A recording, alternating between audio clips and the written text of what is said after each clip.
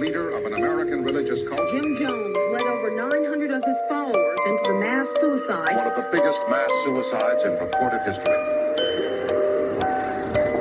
I always understood what happened. At some point, it did, on some level, become collective madness.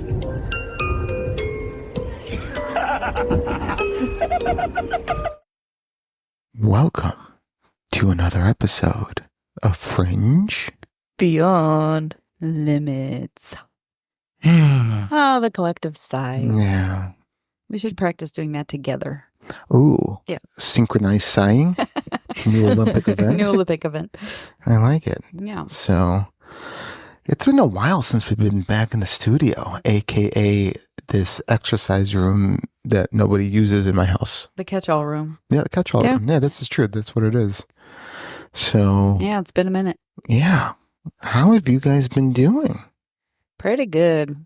Yeah. Pretty tired. Yeah. It's just watching my godkids this weekend. And while kids are fun, they are exhausting. They suck. I did not get my nap in. That's always the worst. They don't nap. I've said this many times that the only thing sweeter than child's laughter is that quiet. The sound of silence. Right before I take my afternoon nap. Like, that's the sweetest thing. Yeah. Last time I watched my niece and nephew, they're old enough that they don't take naps, so they were like all like doing stuff. So my husband went to go take a nap. When he was done, he came downstairs. I went upstairs and took a nap.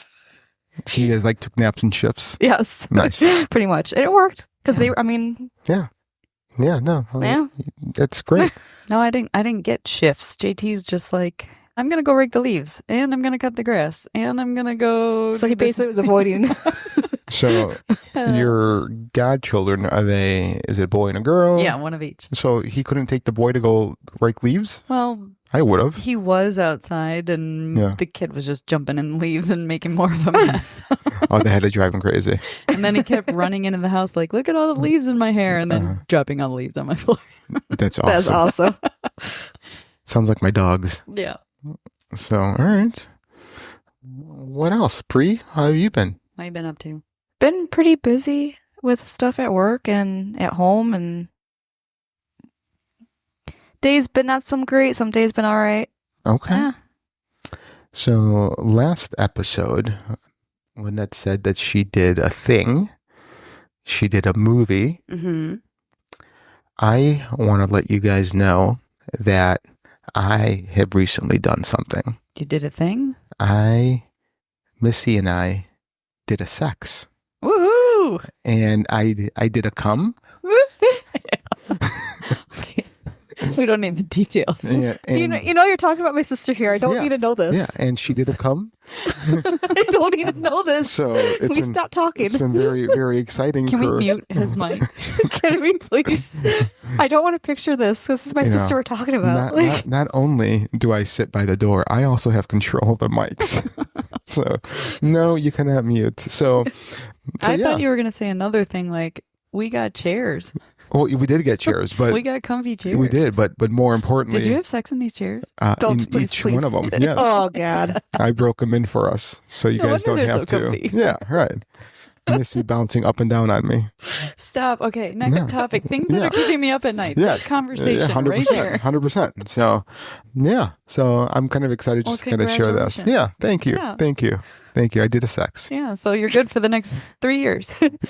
More like 13 years. You know, I read an article that the average American male has sex 2 to 3 times a week. And the average Asian male has sex 4 to 5 times a year. And the most surprising fact that came out of that is I didn't know I was Asian. So, are you sure? Is that actually many times a year, or is that many times a century? Yeah, I don't know. I mean, I'm not going to live that long, so I probably will never get to do a sex again. So, all right, yeah, let's jump right into our things that keep us up at night, and this conversation can't be one of them. So you guys have to think of something I had new. a freebie for this week. Yeah, right. That's definitely going to keep me up at night tonight. Yeah, good. I'm Thanks. happy. I hope the visual's there. Sometimes we get in positions where Missy has to use her crutches. So Okay. What? that just popped in my head and I had to share. Can I quit? Yeah. I'm quitting this podcast. All right. I'm going home. I'm just going to kick you off. All right. That's fine. I'll see you guys later. Yeah. All right. We'll see you guys next week. And that's the end of this. It's been a great week. Yeah. Great episode, guys. So, yeah. Who wants to start off? I can go. All right. Go ahead. Are atheists immune to acts of God? Are atheists immune to acts of God? Yes. Why? Maybe they just chalk it up to be a coincidence. Right. Yeah. Like, What were you going to ask? I was going to ask. I forgot now. Oops. Yeah. Oh, well. that's awesome. Yeah. I was too busy thinking about my sex. An act of God. An act of God. So, what would you consider an act of God? Let's start there. Well, isn't it like weather things, national weather or whatever is like considered an act of God, or right?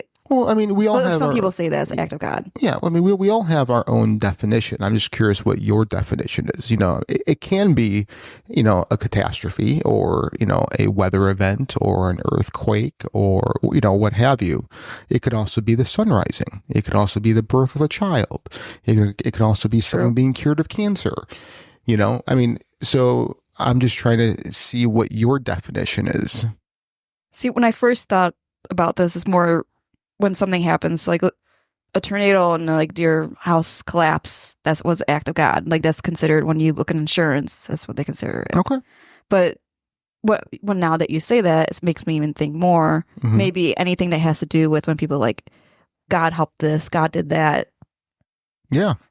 So if you're going to use the definition of just catastrophe, then no, they're not immune to them because I'm sure atheists have been in hurricanes, earthquakes, tornadoes, tsunamis, so I'll say no. And even if you include sunrises, sunsets, the birth of a child, cancer being cured, if that's what your definition is, then no, I don't think they are immune to it. Now, whether or not God is real and has control over things, that's a different conversation altogether. Well, now you just got me thinking. Oh, shit. Dun, dun, dun. So, like you said, in the insurance world, an act of God is a tragic event. Right. Why are we saying, I thought God was a good guy? Yeah. That is true. Right. I agree. Why don't we call him acts of the devil? Right.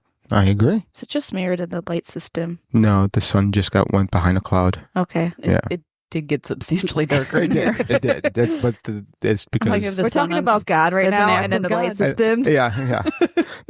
If thunder and lightning starts to go, I'm I would say leaving. it's right when she's like, I thought God was a good guy, and then the light system. Yeah. Dun, dun, dun. Yeah. All right, everyone step away from Lynette slowly. So, all right. Lynette, did you want to go next? Sure, I'll go. So I know in the past, I have some unrealistic fears. I know I mentioned before, like the mental hospital thing, of, like whatever. But another one that I always think about is like I'm always shedding. Like my hair is, Okay. I lose hair. Right? It's on my shoulders. It's on my clothes. Yeah. Whatever. What if I'm in a hotel and I lost hair and then all of a sudden I get pinned to a murder or, I'm in an Uber and I don't know, I leave some skin cells on the chair. Right. I never thought about that. Yeah. I hope that your alibi for when the murder happened would be somewhere out of state. Well, I mean, if that's the case, then, but we rely so heavily on genetic or DNA material for pinning people to crimes. Yeah, because like, what if the housekeeper didn't clean up that well, and I've stayed in some questionable hotels where house cleaning did not. Yeah. Is that like part of your occupation? Yeah. All right, that's fine. I mean, Slumlord over there. Yeah, no, I wasn't even thinking about that. I was thinking about being a worker in those. Yeah, thanks. Yeah, anytime. I actually thought when you said like the whole shedding thing that there's so much hair shedding, especially when I shower. I don't know how I'm not bald. Also that. That's is what I thought usually you were the- going to say, but then you said that. I'm like, that's true too. That's usually the second question. Yeah. Like, I always look, I'm like, how am I not bald with all the hair right now? Yeah, but like I also don't know how I get certain hairs on me. Like there'll be like a long ass hair that's brown, and I'm like, okay, my wife's blonde. you're like, I'm getting in trouble for this one. Right. I'm like, I gotta get rid of it now. Yeah, but I mean, I guess you're right. I mean, hair can just show up whenever. Yeah. Yeah. Yeah, well, maybe we should always wear a hairnet. I was just gonna say that we're all walking around with like stocking Bald caps, caps. Yeah, wig cap things. yeah, The caps that you use when swimming, the swim caps. yeah. We could do that too. You know, Go back to the 1700s and wearing the curly white colonial wigs. The ones that are like 3 feet tall. yeah. We could bring back the wig party. Yeah. You know, That's a thing. it was. Oh, It didn't. Yeah, back in the 1800s, it didn't last for very, very long. I think maybe because they were stupid. 25 years. Yeah, probably. People got They were tired of shaving all these moles and Yeah. rats and Yeah. making wigs. Yeah. No, yeah. So I think it would be sheep that they would shave, don't you think? Yeah, maybe. Maybe. Horsehair. Yeah. Yeah. I don't know. Anywho, Yeah. So, right. so if you find a hair, it wasn't me. No, it was you. The shaggy defense. The shit. Shaggy defense. I love it. All right. So here's mine. And this is really, this is probably more like a kind of what would you do kind of thing too. So picture this. The city falls around you and is about to be overrun. You and your best friend stay behind to buy enough time for everyone you love to flee to safety. Facing the end together, you draw your swords. What is the last thing you say to your friend before your final stand? I got distracted because there was a spider on the wall. And I got freaked out. That's what she's going to say. She's fighting for her life. All I heard was something about swords, and I just thought about some not so appropriate thoughts about swords. Like what? Two guys sorting. Mm. Sword Yep. fighting. Sword fighting? Yep. All right. Do you want me to reread this? Yes. Okay. The city falls around you and is about to be overrun. You and your best friend stay behind to buy enough time for everyone you love to flee to safety. Facing the end together, you draw your swords. What is the last thing you say to your friend before your final stand? Bye. That's what you would say? I honestly don't know what I would say. Well, The only thing I can think of is, it's good knowing you. all right. And okay, that's all right. Lynette, what would you say? I have nothing for that. I don't know. I get some funny things in my head and I Right. get some sentimental things in my head, Mhm. but probably something along the lines of, we've been through some stupid shit together, and this is by far the stupidest, or something to that effect. Okay. All right. I think I would go. Of course, I have to go funny because Yeah, you gotta. that's just me. I would quote Die Hard and I just go didn't do that movie. yippee-ki-yay, motherfuckers, and then we would just charge. No, yeah, that's not bad. Yeah, yeah. So I would go Die Hard. Okay. So that's Fitting. That's me. So what are we talking about this week? If our intro didn't give it away, Mr. Jimmy Jones. Is that your uncle? Yeah. No? Maybe? Who knows? Is it Brian's? I mean, they are from Indiana, so I don't know. Uh-huh. Oh shit! Isn't that crazy? Jones is from Indiana. I have to make Brian look at his ancestry or something. You should. I think so. I'm going to yell at Brian, blame him. So, yeah. So, we're going to dive into Jim Jones. So, there's going to be a lot of bad things going on in the next 2 episodes. So, I just wanted to, if this is not something you guys want to listen to, please skip. But November 18th is the anniversary of Jonestown. And I thought it'd be kind of cool to do an episode in celebration. So November 18th. Celebrating? Yeah. So we're going to celebrate this. All right. So November Or just 18th. bring it to life. Yeah. November 18th, 1978 is when it happened. 2 weeks later, I was born. You're So- a reincarnated Jim Jones. Jim Jones. Yeah. Lovely. Yeah. So I am the reincarnation of Jim Jones. You're welcome, ladies. We need to think twice when we eat that sauce. Yeah. Yeah. No drinks for us. Yep. So, all right, let's get started. Jim Jones was born into a world of hardship on May 13th, 1931, in the small rural town of Crete, Indiana. The Great Depression was in full swing, devastating the economy and leaving families across the United States struggling for survival. The Jones family was no exception. James Thurman Jones, Jim's father, was a World War I veteran who suffered from severe injuries and chronic health issues that rendered him unable to work consistently. That was from mustard gas that he was attacked with. Oh. Yeah. Interesting. He was known in the community as distant and unapproachable figure who spent most of his days languishing in the family's front porch, disengaged from the world. Kind of sad he didn't have a nickname like Beetle Browed James Thurman Jones. Just saying. Well, maybe. I mean, he probably... this is kind of starting off a little... yeah. bloody benders. Little bloody vendors. So, Lynette Putnam. Excuse me? Yep, Lynette. Not Lynette. It's not you. It's your, I don't know, spirit animal? Spirit animal. Okay. Yeah. So, Lynette Putnam, Jim's mother, was a stark contrast to her husband. Fiercely independent, unconventional, and outspoken. Sounds about right. Yep. She was known to challenge societal norms and held a mixture of spiritual and radical beliefs. Also correct. It's something to do with that name. Something to do with that name. Lynette often spoke of her son's special destiny, telling him and others that he was born for greatness. In the eyes of young Jim, she was both a guiding force and a source of peculiar influence, nurturing a sense of exceptionalism that would shape him throughout his life. The family's home was a dilapidated shack without plumbing or reliable heating, symbolic of their economic plight.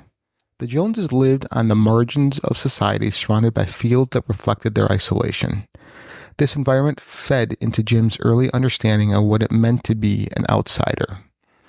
The lack of basic comforts instilled in him a sensitivity to poverty and inequality, themes that would later permeate his teachings. First-hand accounts of early hardships. Neighbors who lived near the Jones family during this period recalled a household filled with tension and stark contrast. Jim's father was quiet and sickly, hardly ever speaking a word, while Lynette was loud and full of ideas, some of them downright strange, said an old acquaintance. The old acquaintance was Edna Branson.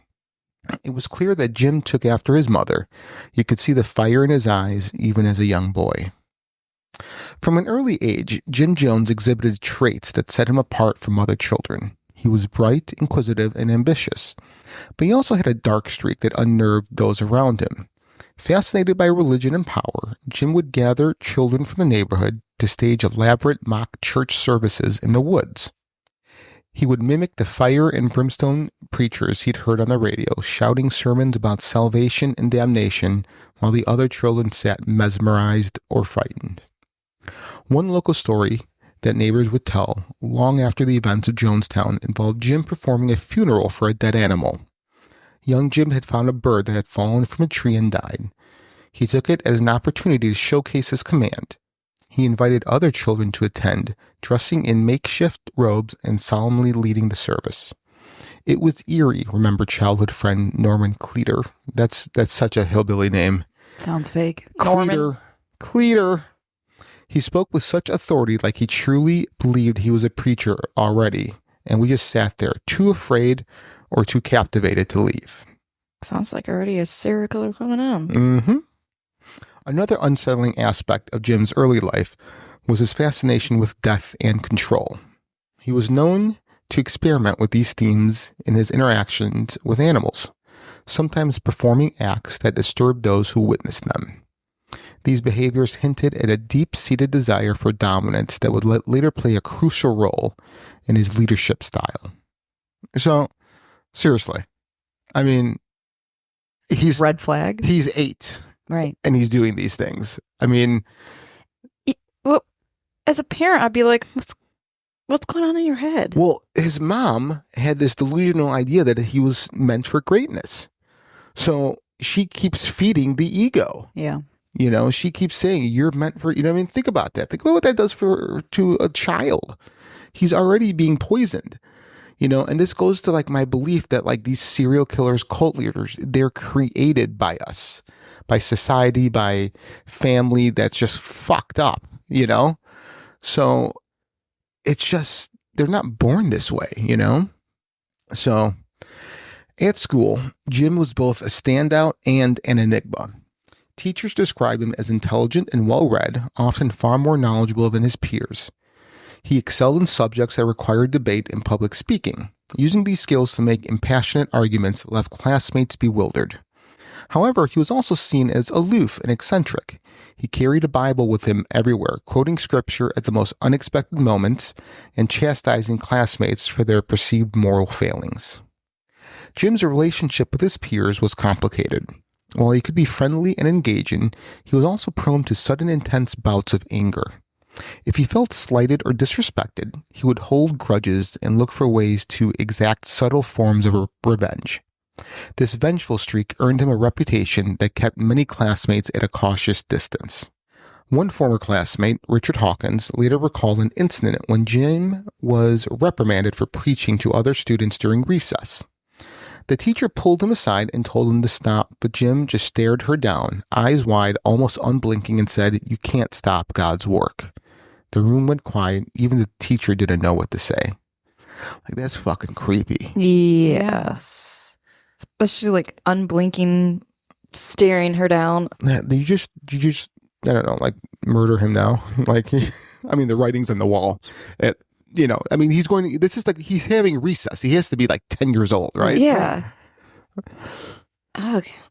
So, Jim's obsession with religion was nurtured by Lynette, who believed that her son was spiritually gifted.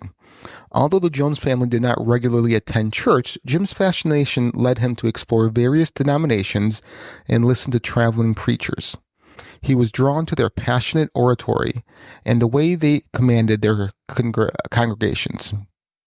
He also studied religious texts and was particularly captivated by the Old Testament's themes of wrath and redemption. Alongside his religious interests, Jim explored political ideologies.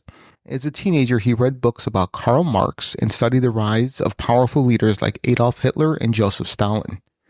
He was fascinated by how these figures wielded influence and orchestrated the loyalty of millions. While the religious aspect of his interest seemed genuine, it was interwoven with a keen understanding of the mechanics of power. This synthesis would later define his approach to leadership. In the rural isolation of Crete, the radio served as young Jim's window to the world. He listened intently to broadcasts that featured religious revivalists and political speeches, internalizing their persuasive techniques.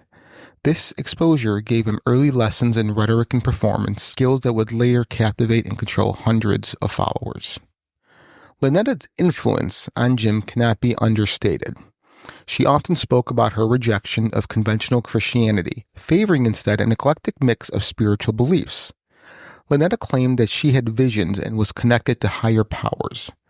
These stories captivated young Jim and reinforced his belief that he was destined for greatness. Lynette would say, "You're not like others, Jim. You're chosen for something more, something the world isn't ready to understand." You need to enunciate her name a little bit more, because I feel like you keep saying Lynette. Lynette. Yeah. Lynette. Lynette of our podcast is Jim Jones's mother. Well, I guess if you were born 2 weeks later. Right. I'm starting to think Maybe we're like, both reincarnated. Maybe, and that's what brought us together. Shit. It's going to take over the world. Pinky and the Brain style. Pinky in the brain. Who am I? Am I Pinky? Probably. Yeah. Probably you're the Pinky brain. and Pretty the sure. brain. Her unconventional beliefs combined with her encouragement created a sense of invincibility in Jim. This belief was coupled with an early exposure to the struggle of marginalized communities. Crete and the surrounding areas were marked by racial segregation and economic disparity. Jim's early experiences watching these injustices unfold fed into his vision of himself as a crusader for equality, though his true motivations would later become more complex and less altruistic. First-hand account of Lynette's influence A family friend who visited the Joneses frequently said Lynette had this way of talking that made you believe she knew something no one else did. And she instilled that in Jim. He'd sit there, eyes wide, soaking in every word like it was gospel. It was no wonder he grew up thinking he was chosen. I feel like there's something mentally wrong with her. Oh, 100%. Yeah. Lynette, what's wrong with you? Yeah, come on, Lynette. Sorry, I mean, Like, Lynette. Lynette.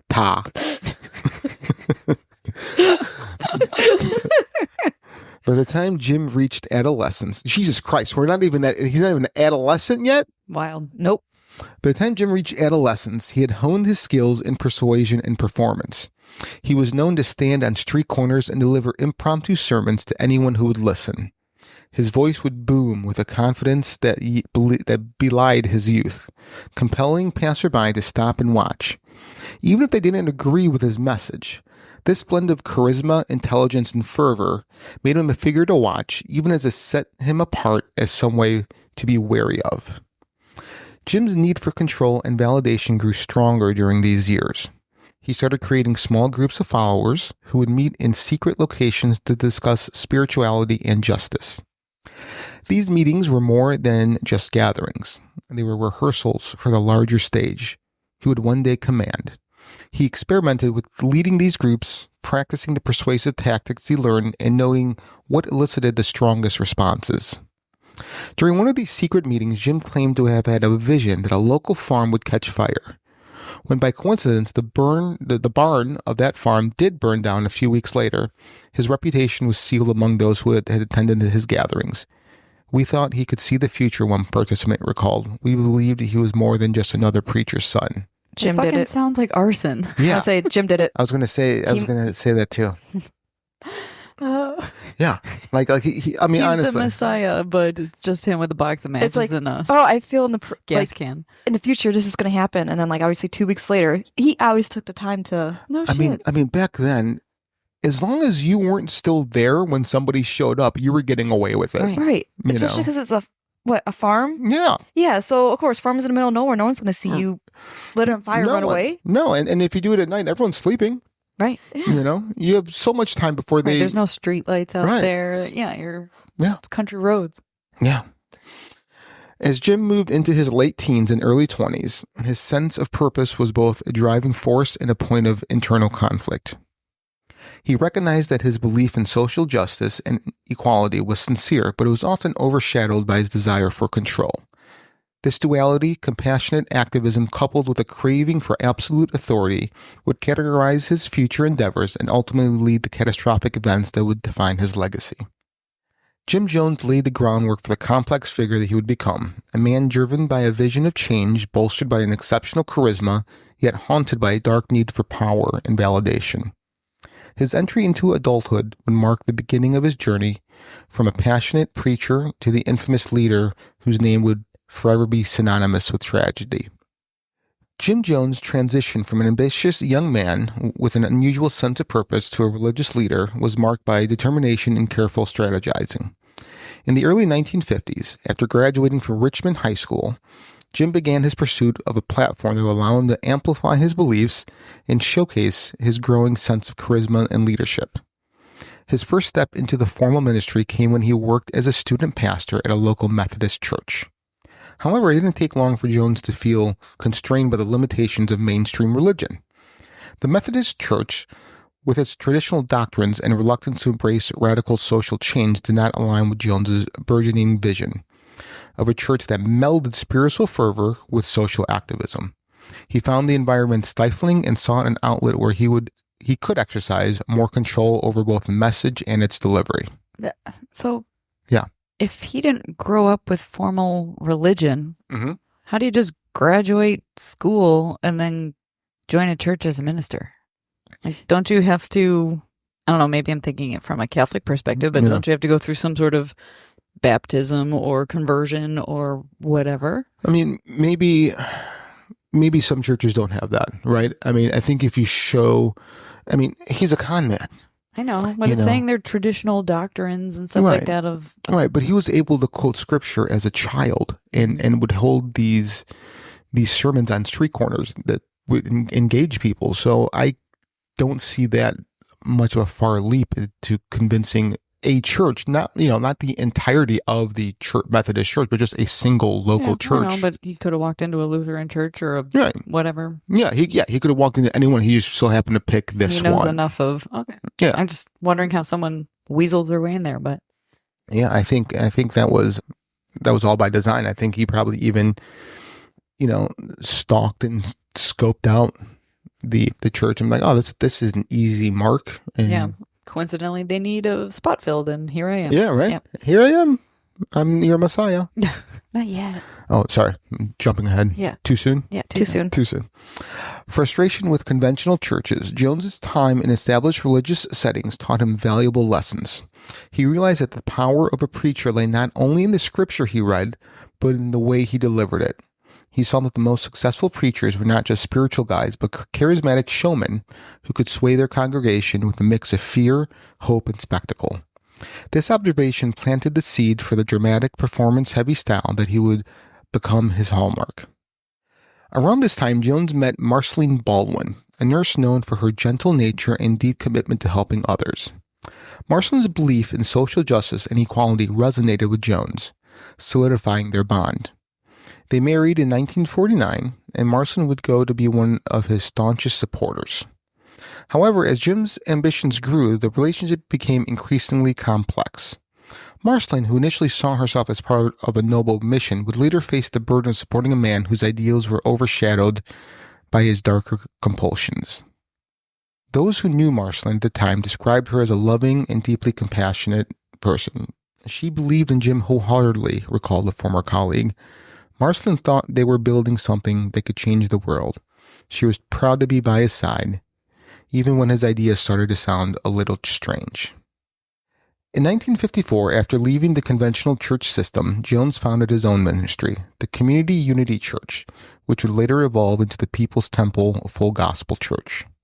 From the very beginning, Jones positioned his church as a haven for those who felt marginalized by society. He attracted members from all walks of life, particularly focusing on African Americans and the working poor, who were drawn by his message of racial equality and social justice. This message was not just rhetoric. Jones made tangible efforts to integrate his congregation and support the disadvantaged, which distinguished him from other preachers of the time. Jones's emphasis on racial harmony was revolutionary in 1950s Indiana, where segregation and discrimination were still deeply entrenched. The People's Temple was one of the few places where people of all races could gather without fear. This drew significant attention, both positive and negative. Local authorities and more conservative religious leaders watched Jones with suspicion as his progressive views challenged the status quo. Jones employed innovative tactics to grow his congregation. He visited hospitals, jails, and community centers, offering his services as a preacher and social worker. He was known to pay for food and clothing out of his own pocket to assist struggling families, earning their trust and loyalty. These acts were genuine displays of compassion, but they also served another purpose, solidifying Jones's image as a benevolent leader and expanding his influence. In one early act of outreach, Jones adopted a black child, named him Jim Jones Jr., symbolizing his commitment to integration and racial equality. This bold move garnered attention and reinforced his image as a progressive leader, but it also set the stage for the deeper psychological manipulation that would later characterize his ministry. So, up until this point, do you think this was truly a manipulative strategy, or do you think he honestly believed he was doing a good thing? So, there's one thing I left out of this outline on accident when I was redoing it this morning. Jim Jones was an atheist. What? He didn't believe that a God existed.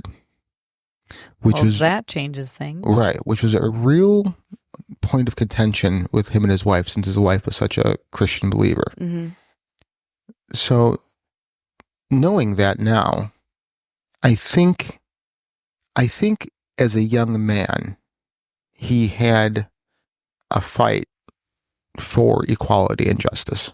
I think he really did. But I think as people gave him power and followed him, that corrupted. And I think his upbringing just added fuel to this madness. Yeah. Yeah. Well, yeah, that's an interesting twist, because I reading this, I was like, okay, well, maybe he's still a young guy. He's got a young guy ego, but I think maybe he's still trying to.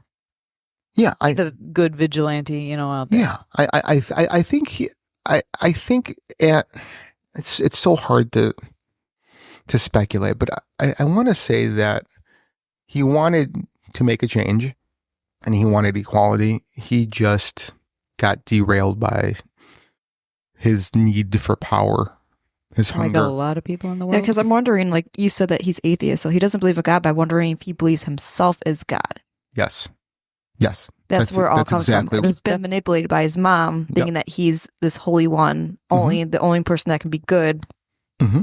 And that's how he's projecting it to everybody now. Yes. He's this one, the main person. He's the God. Yes. You should worship him, no one else. God's not out there. God's right here. Yeah, and I might have. I think it's in. Maybe it's not. We'll see. Because I didn't read this fully this morning. I just, after redoing it, I just skimmed it. So maybe I'll put it. I don't know. We'll see. But yeah, but he is definitely a con man. Yeah. I mean, 100% from the beginning, he was a con man.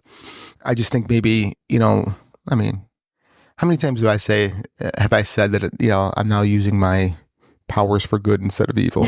Yeah, true. So, all the time. So I think he was trying to do that, but just like the human he was, just fell to the wayside and never came back. Yeah. So as Jones's congregation grew, he began incorporating more theatrical elements into his services. He knew that emotional engagement was key to maintaining the loyalty of his followers and attracting new members. One of his most effective tools was the performance of miracles. These staged acts where Joneses appeared to heal the sick or perform divine acts were carefully planned to create an aura of supernatural power around him. In one particular memorable service, Jones called on a woman who had been planted in the audience to come forward. She pretended to be blind, stumbling her way up to the altar. Jones laid his hands on her and loudly declared, "In the name of God, you shall see." The woman opened her eyes, feigned shock, and fell to her knees in gratitude as the congregation erupted in applause and tears. These performances were so convincing that even those who suspected they might be fake found themselves questioning their doubts in the face of the crowd's shared belief. Former temple members would later admit that they were involved in setting up these acts. "We knew it wasn't real, but it felt like it was part of something bigger," one ex-member confessed. "If these miracles brought more people into the fold and helped them find hope, we told ourselves it was justified." Jones understood that performing miracles reinforced his followers' perception of him as a man of extraordinary power. This perception fostered trust and loyalty, which he could then leverage for more control. He also cultivated an image of himself as an infallible leader who was just not a preacher but a prophet. This image would become critical in his transition from a respected religious leader to a man who demanded complete allegiance. So another story that I read about is before he started his own church and got somewhat known, he would work these other performances, and he had almost a photographic memory. So when he would walk around the crowd before the service began, he would hear conversations. People would be talking, they're like, "Oh, my back hurts," or, "I'm going through a rough time," whatever, right? And he would be able to recall the person's name and the issue. So when he was up there preaching and he's like, I'm getting a sign, God is talking to me. And he would blurt out and people were like, "Oh my God, how did he know? How did he know that?" Right. So it wasn't just, when he started his own church, he was doing this way before. He just had that can you imagine the kind of intelligence he had and problem-solving skills he had if his path would have gone a different way, how amazing of a human being he could have been. Right? Yeah. Mhm. I mean, that's just, yeah. So like, I think about them like, Well, I know we've talked about that before, like serial killers, cult leaders, all of that are freaking geniuses. Like Yeah. they are way brighter and they're always 10 steps ahead of everyone else. exactly. That's kind of terrifying. Yeah. Right. Right. I mean, like, how did these people ever get caught? Like, And why aren't there any more of those people doing good things? right. Right. Well, because it's, you're seduced by evil, quote unquote. Yeah. Right. So, being nice doesn't feel good, But being powerful is, or right, does. Right. So, while Jones preached selflessness and communal living, his personal life was marked by contradictions. Marceline was a devoted wife, began to see the chasm between the ideals Jones spoke about and his private actions. Jones's early infidelity troubled her deeply, but she rationalized it as a sacrifice for the greater good, believing that his relationship with the congregation required an unconventional approach.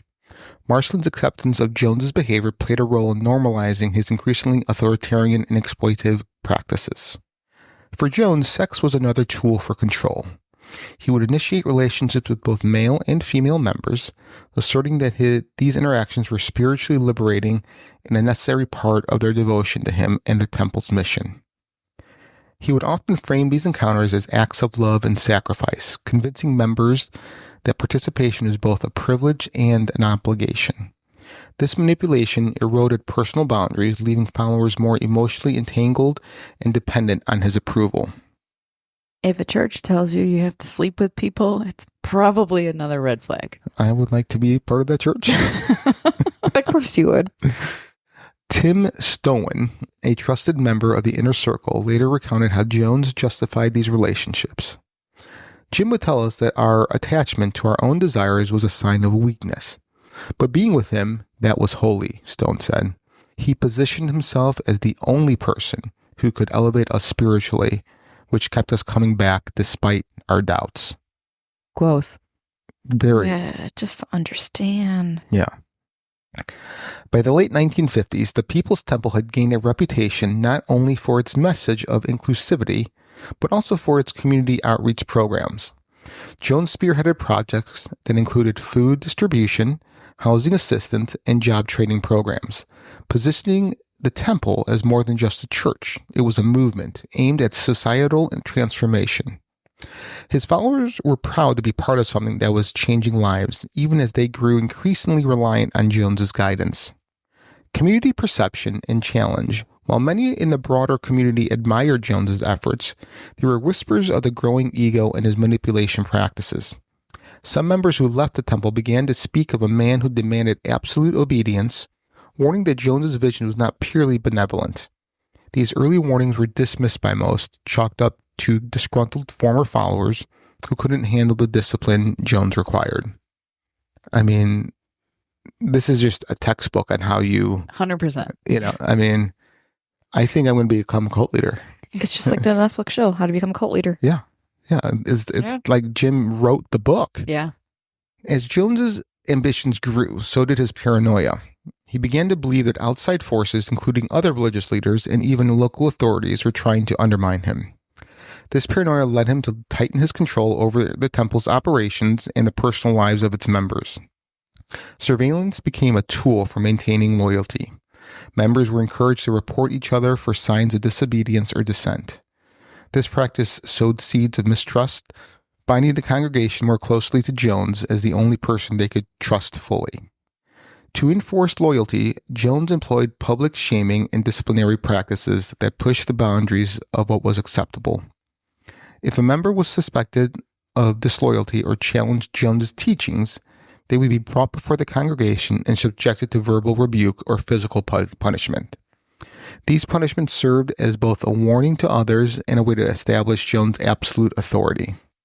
One former member recalled an incident where a woman was accused of gossiping about Jones. She was brought to the front of the congregation where Jones berated her for nearly an hour, accusing her of betraying the cause. The woman stood in tears as the crowd watched in silence. At the end, she fell to her knees and apologized profusely, reaffirming her loyalty to Jones. This scene repeated itself in various forms as Jones fine-tuned his methods of psychological control. It's just getting creepier and creepier. Oh, yeah. Yeah. I'll just wait. It gets better. By the end of the 1950s, Jones had successfully laid the groundwork of what would become a sprawling and influential movement. He had built a dedicated following that viewed him as more than a pastor. He was seen as a revolutionary leader capable of transforming not just individual lives, but society as a whole. His ability to blend genuine acts of charity with strategic manipulation positioned him to expand his influence further. However, the seeds of his darker tendencies, paranoia, need for control, and willingness to use fear as a tool were already taking root. As the People's Temple moved into the 1960s, these traits would become more pronounced, setting the stage for the temple's dramatic rise and eventual descent into tragedy. The late 1950s and early 1960s marked a period of significant transformation for Jim Jones and the People's Temple. Jones, driven by a mixture of genuine belief in his mission and a deepening paranoia, began to preach about apocalyptic visions of nuclear destruction and the end of the world. He claimed that Indianapolis, where the temple was grown steadily, would be a target for such an attack. To protect his followers and continue his work free from the constraints and increasing scrutiny of local authorities, Jones decided to relocate. He chose California, a state he described as a sanctuary that was both politically liberal and diverse, perfect for fostering his vision of racial and social harmony.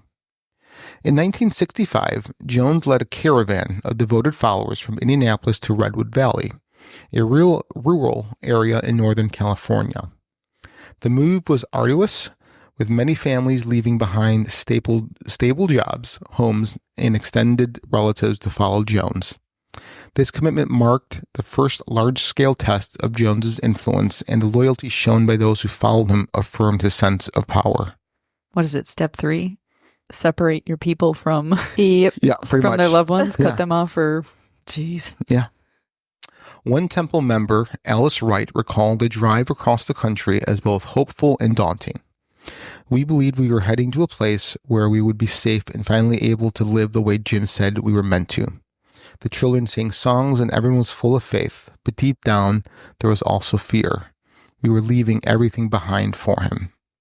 Redwood Valley provided Jones with the opportunity to expand the temple in relative obscurity while still being within reach of urban centers where he could attract more members. The temple's relocation was the beginning of a period marked by rapid growth and increasing complexity in Jones's control tactics.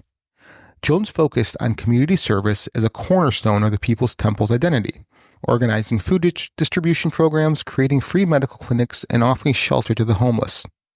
This commitment to social justice earned the temple a positive reputation and brought in new followers who were inspired by the blend of activism and spirituality. By the late 1960s, Jones recognized that staying in Redwood Valley alone would not satisfy his ambitions. He began establishing temple branches in larger urban areas like San Francisco and Los Angeles, where the movement could reach more people and gain political clout. In these cities, the People's Temple grew into a formidable presence, becoming a hub for progressive activism. Jones courted local politicians and community leaders who saw the temple as a reliable ally in their own campaigns for social justice. Jones became adept at using his congregation to build alliances with influential figures. Temple members would turn out en masse for rallies, protests, and political events, making them an attractive asset to local politicians. This political leverage allowed Jones to gain endorsements that bolstered his credibility. Notable figures such as Harvey Milk spoke favorably of Jones and his work, unaware of the dark reality that was beginning to unfold behind the scenes. A former staffer for a California politician described the temple's involvement in political campaigns. When Jim offered his support, it came with hundreds, even thousands of dedicated workers. It was like having an army at your disposal, and that kind of influence was invaluable. While the People's Temple presented an image of unity and service to the public, life within the organization was tightly controlled and often harrowing. Members lived communally, sharing living spaces and resources. Jones preached that material possessions were an obstacle to true equality and demanded that members hand over their income and assets to the church. In return, the temple provided for their basic needs, reinforcing a sense of dependency on Jones and the organization. I mean, just tighter and tighter and tighter. You know, Like, I wish there's something I could chime in, but I'm also like super fascinated. Same. yeah, no, I mean, Holy crap. Wow. You're watching this happen. yeah, I mean, going through all this, like, my mind just melted. Like, it's so easy, I think, to step by step convert people and brainwash them to follow you. You know, it's so easy. It fascinates me. It just always amazed me with cult leaders how they do that. It's just fucking nuts. So Jones maintained an iron grip on his congregation through a sophisticated system of surveillance. Trusted members formed an inner circle known as the Planning Commission, which was tasked with enforcing discipline and monitoring for signs of disloyalty. These members acted as Jones's eyes and ears, reporting any behavior that would be interpreted as rebellious or questioning. A cornerstone of maintaining loyalty was the ritual of public confessions. Members were required to confess their perceived sins and shortcomings in front of the entire congregation. These sessions often turned into spectacles of humiliation, where Jones would berate individuals to the point of emotional collapse. This practice served a dual purpose. It broke down the individual's sense of self and reinforced Jones's role as the only capable of offering redemption. The only one capable of offering redemption. A former temple member named Gloria Smith recounted one such session. I was called up because someone said I had spoken out of turn about Jim. He made me stand there while he told everyone that I was ungrateful, that I was poisoning the community. By the end, I was crying and begging for forgiveness, and everyone was chanting with him.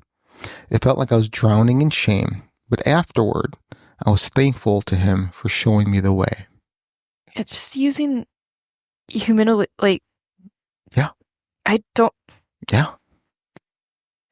Fucking nuts. I kind of want to see like a celebrity death match of a cult leader who uses stuff like shame to try and fight a sociopath who is not inhibited by shame. You know, I thought of a good idea for a movie, and I'm going to say this because I hope somebody takes this idea and runs with it, is that I've always wanted to see a movie where the killer hitchhiker gets picked up by the hitchhiker killer. Oh. You see what I mean? Okay. That broke my brain for a second. Yeah, right. But how interesting would that be? Where you have someone who kills hitchhikers pick up the hitchhiker who kills people. Who pick them up. That's interesting. And the whole dialogue and interaction between those two individuals. That'd be an interesting dance. Right. I would watch that. Right. What will we call this film? We'll have to The noodle on that the one. hitchhiker and the hitchhiker killer. We could call it doing a hitchhike. Doing it. Okay, we'll work on that one. Okay. All right. Shelf that for now. If you have any ideas for this film. Yeah, please. Watch like 3 years later, it's actually be a film. You're like, I hope so. Hey, I need money. I created this. Well, I thought of this. There'll be a timestamp on it. Yeah, there will be, but once it's in public domain, it doesn't matter. Yeah, I can't Copyright, say it's mine. patent pending. Yeah, I can't. It's in public domain, which is why my other two ideas I have not said. Mm-hmm. So, For now. oh no, that's that. I'm keeping that close to the chest. So, Jones's influence extended into the most private aspects of his followers' lives. He preached that romantic relationships and family bonds were distractions from their true purpose and could weaken their commitment to the temple.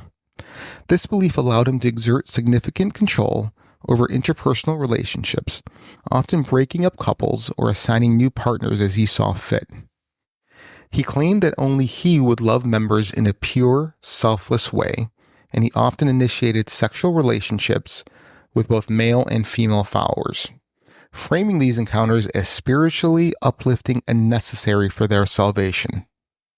One former member, Paul Garcia, shared his experience of how Jones would call members to private meetings late at night, speaking softly but authoritatively. He would say that to be close to him was to be close to God's love, that physical intimacy was a step toward true understanding. It felt confusing and shameful, but to question him was to question the entire foundation of our beliefs, so we complied, hoping it was part of something bigger. These interactions were more than personal indulgences. They were acts of control that deepened followers' dependence on Jones. By positioning himself as the only source of spiritual and emotional fulfillment, Jones solidified his role as both the central figure of adoration and the arbiter of his followers' lives. So disgusting. So let me tell you guys something, that the only way to salvation is by doing sex with me. So Looks like I'm going to hell. Looks like I'll be damned. so in order to save yourselves, I need to reach around. I don't think it's worth it. Smite me now. Oh, I'll smite you. I'll smite you guys. Life in the People's Temple was demanding. Members were expected to work long hours on projects that ranged from community service to fundraising events. Many lived in temple-owned apartments that were closely monitored. Members were discouraged from maintaining relationships outside the temple, and any communication with family members who were not part of the church was scrutinized. Temple members worked tirelessly, often taking on double shifts at their jobs, and then volunteering for temple projects in the evenings. Sleep was a luxury, and the physical exhaustion served to keep members compliant and too weary to question their circumstances.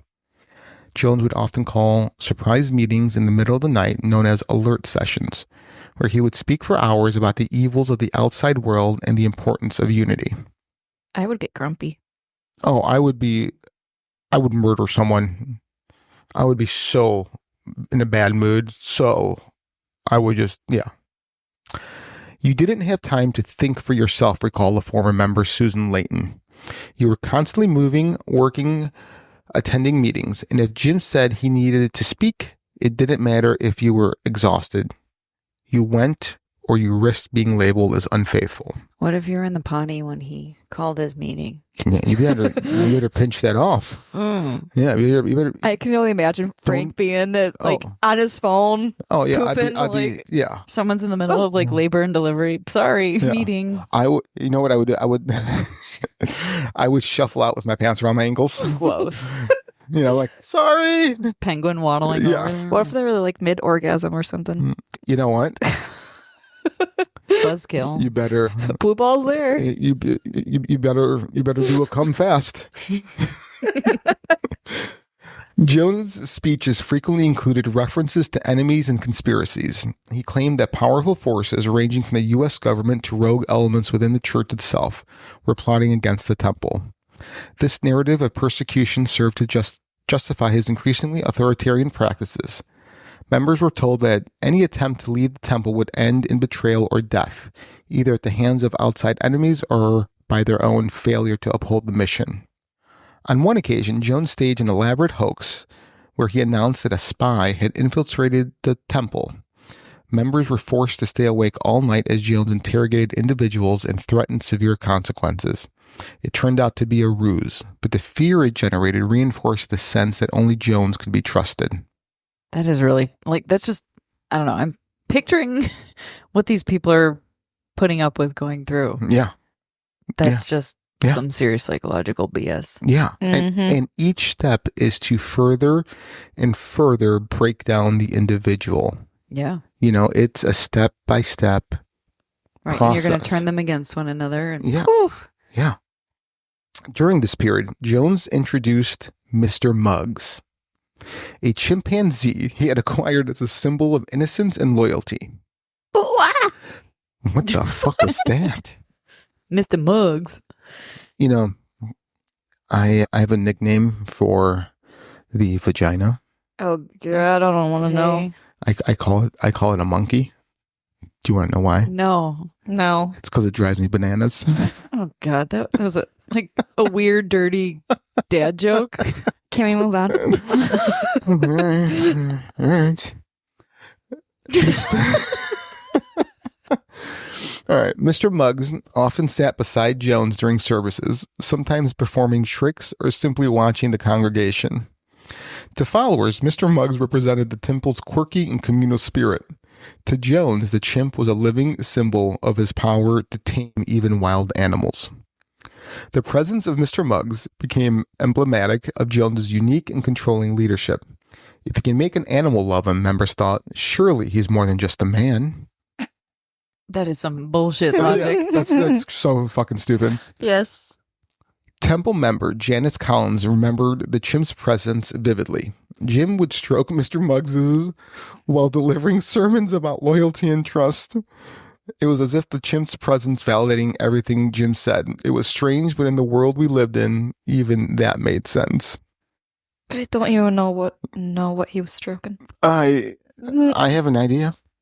As the temple's reach expanded, so did Jones's sense of paranoia.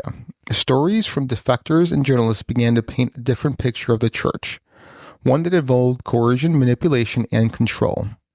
To encounter these narratives, Jones increased his rhetoric about the dangers of the outside world and the threats that loomed over them. Members who expressed doubts were subjected to increased scrutiny, and those who left faced campaigns of harassment and threats. Journalists who began to investigate the temple were met with fierce resistance. Jones used political connections to suppress stories and intimidate reporters. However, the negative attention fed into his belief that the temple was under siege, further justifying the increasingly draconian measures he took to maintain order within the group. When one former member tried to leave and speak out, Jones orchestrated a smear campaign, labeling the person a traitor and accusing them of lying to discredit the temple. The inner circle helped enforce this, spreading rumors and contacting the member's family and employer to create doubt about their character. This tactic served as a warning to others about the consequences of defection. The more Jones focused on external threats, the stronger the group's insular mentality became. Followers began to see themselves as part of an enlightened community separate from a corrupt world that would never understand their sacrifices. This belief was cemented by Jones's nightly sermons, where he spoke to the temple's divine purpose and the destiny as saviors of humanity.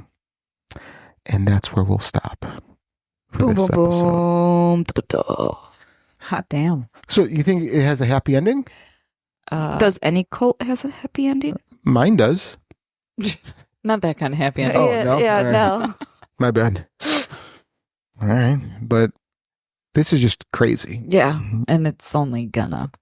Yeah. And that's just like the first half. Yeah. And we're only halfway through. But my favorite part so far is Mr. Muggs. Mr. Muggs. Mr. Muggs. Mr. Muggs sounds like the hero in the story. Mr. Muggs. Do you think he might divert everything from going awry? Maybe. Yeah. Mm. All right. Do you think we should adopt him as our mascot? Can we make a statue of Mr. Muggs? Yeah, we could do a Mr. Muggs statue.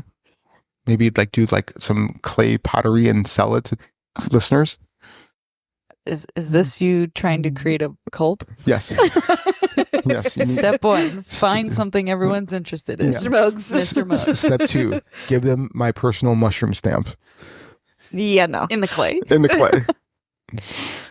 All right. So, all right. You guys. Yeah, stick around for Yeah. the next part. Yeah. Next part should be better.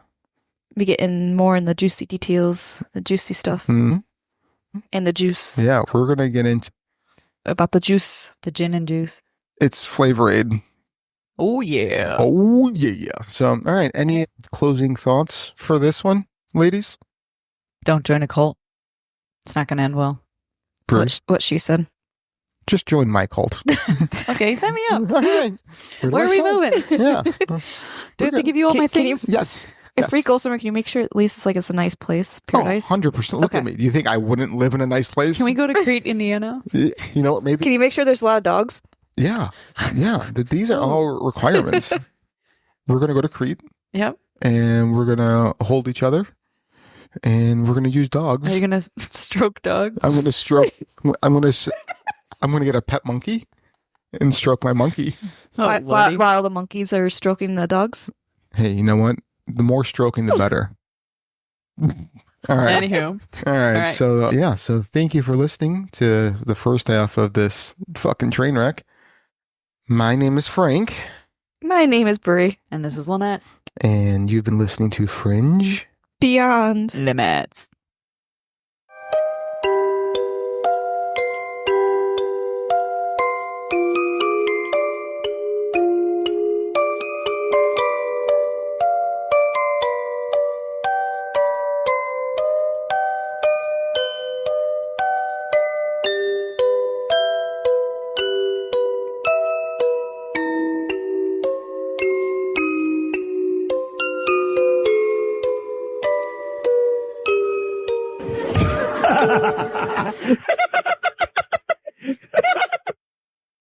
It's too much, these people.